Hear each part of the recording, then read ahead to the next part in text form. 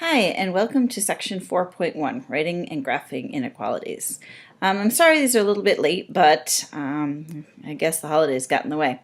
So these are the videos that go with Unit 4. So we're going to start with section 4.1, which is Writing and Graphing Inequalities. And the objective to this whole lesson is that you can use a number line to represent solutions to inequality. See me, I have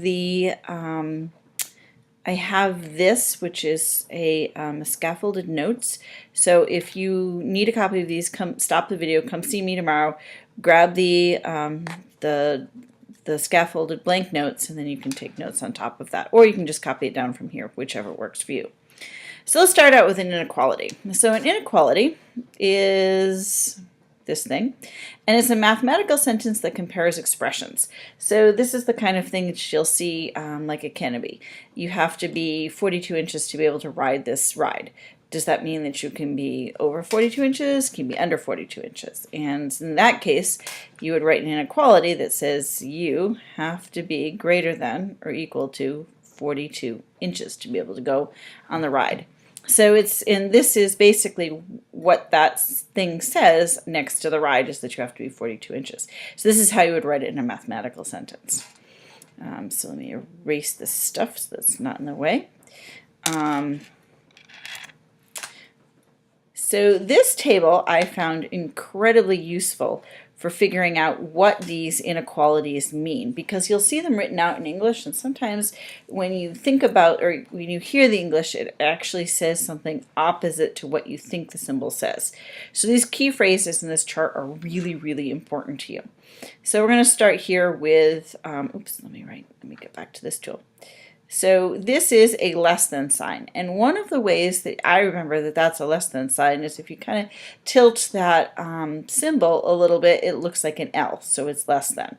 Because if you don't have numbers on either side of it, it's hard to really say, well, what does that really mean? So that is less than. Something is less than something else. So you'll see this written out in English as is less than. You'll also see it written out in English as is fewer than. Is fewer than. So you'll see those two things written out in English. This is the greater than sign because it's not the less than sign. And the way we write that is, not surprisingly, is greater than. And my dad's coming in, and therefore my dogs are barking. I'm going to take a pause. So everybody settle down. Dad's in. Dogs have stopped barking. So it's greater than. The other thing that you'll see in written text is more than. So something is more than something else. And that kind of makes sense if you look at it. So if you had 5 here, 5 would be greater than or more than 3. These symbols, this is still less than, but this little line underneath it means that it's less than or equal to.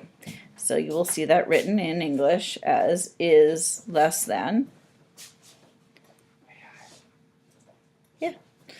Dad's asking if he can take some candy, and he may certainly take some candy. It'll keep me from eating it. Is less than or equal to. So that one kind of makes sense because that's how we really say it. But you'll also see it written as, and these are when I think that they sometimes get confusing, is at most. So this side is at most something from the other side. And again, that kind of makes sense because it's less than, so it can't be any more than the thing that's on the right-hand side. So is at most. Or you will see is no more than. It can be it, and that's what the equal sign underneath means, but it can be no more than. And this is greater than or equal to with the equal sign underneath it. So this is not unsurprising, is greater than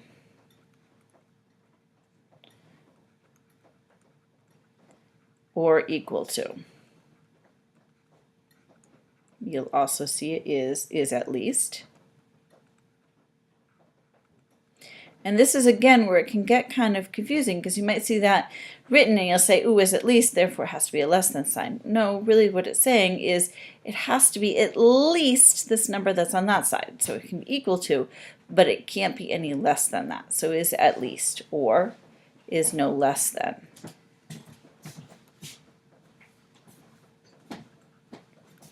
So the equal to underneath each of these kind of adds another complication because it means it can be the same thing, but in this case it can be no more than, in this case it can be no less than. And they're always talking from left to right. So whatever is on the left-hand side is at most something else. So think about it as a sentence when you think about how to, as to what it really means.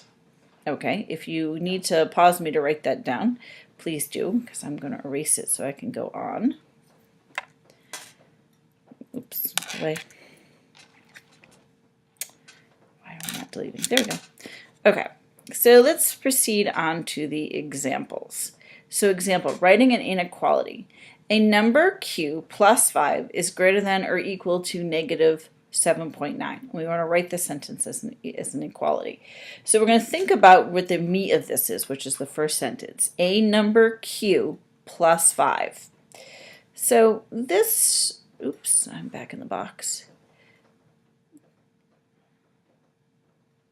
So we're going to read this literally. I know sometimes it's hard to take English and put it into math sentences, but you're going to read it exactly as it says. A number q. Well, q is this, plus, that's another word for addition, plus 5, well, that's 5, now is greater than or equal to. Well, if we go back up to the table that we made, I've erased it, so you're going to have to go back and look at your notes, is greater than or equal to is greater than, there, or equal to, the line underneath it, and the negative 7.9. And that's how we would write that as a math sentence. Okay, if you need to pause me and delete it.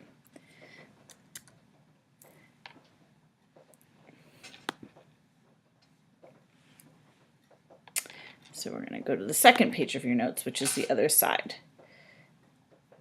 So a solution to an inequality is a value that makes the inequality true. So now we're going to talk about what values would make sense in an inequality sentence. So the inequality can have more than one solution. Remember, you're talking about things that are, when we were talking about equalities, so x plus 2 was equal to negative 1. In this case, we're saying that this side of the equation can be less than or equal to this side of the inequality. And that's important because when we were talking about equalities, x could only have one value. In this case, x can have quite a few values. And so the set of all the solutions to this inequality is called the solution set. So let's think about this. If x was negative 2, would it in this inequality make this true? So if we said, let me turn my notes over. So if we said negative 2 plus 2, is that less, I'm going to put a little question mark because we're not really sure, is that less than or equal to negative 1? All right. Negative 2 plus 2 is 0. Is 0 less than or equal to negative 1? And we know from the number line that this isn't really true. Because if we look at our number line, we have 0 here, and we have negative 1. So 0 is not less than negative 1. So the inequality is no, that's not true. So let's put negative 3 in here. If we say negative 3, remember we're just substituting it for x, plus 2 is less than or equal to negative 1. Again, the question mark, is this true? Well, negative 3 plus 2 is negative 1. Is that less than or equal to negative 1? And indeed it is, because well, they're equal to each other. So this is true. Let's try negative 4. So negative 4 plus 2, is that less than or equal to negative 1? So negative 4 plus 2 is negative 2. Is that less than or equal to negative 1? Well, if I look at my number line, negative 2 is farther away from 0 than negative 1. So yeah, that's true. So we could plug in all sorts of different values for x and find out whether or not it's true or not.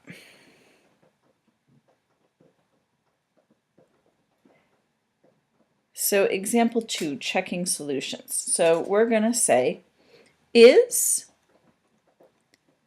-2 a solution to each of the equalities? And here's the equalities that we're going to talk about. We're going to start off with y, subtract 5, greater than or equal to -6. So we're going to put -2 in for y. So -2 subtract 5, is that greater than or equal to -6? Well, -2 subtract another -5 is -7. Is -5, oh, no, greater than,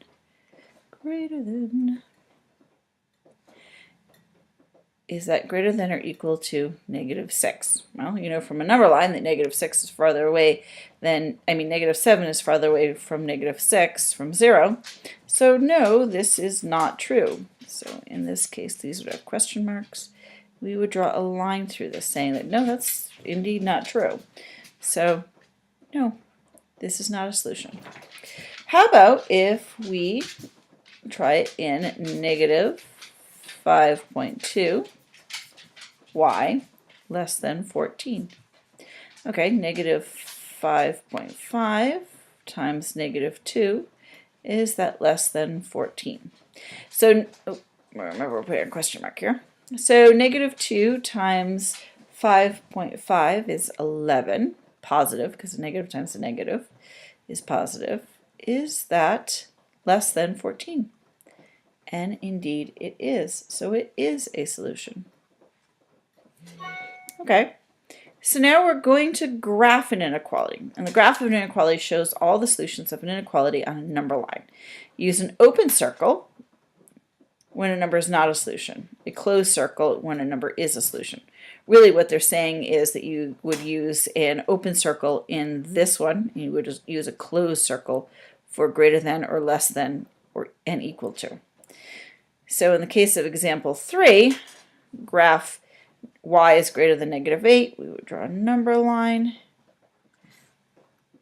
and I'm going to put -8 here, -9, -7. Okay, because it's not greater than or equal to, we put just an open circle. I'm going to make it nice and big so that I can tell what it is. And then y is greater than -8. So can y be -7? Well, yeah, because it's closer to 0. So it goes this way. Just for a check, we're going to say, can y be -9? And no, -9 is not greater than -8. So no, that's not a solution. That's why the arrow points in that direction. So those are the notes from section 4.1.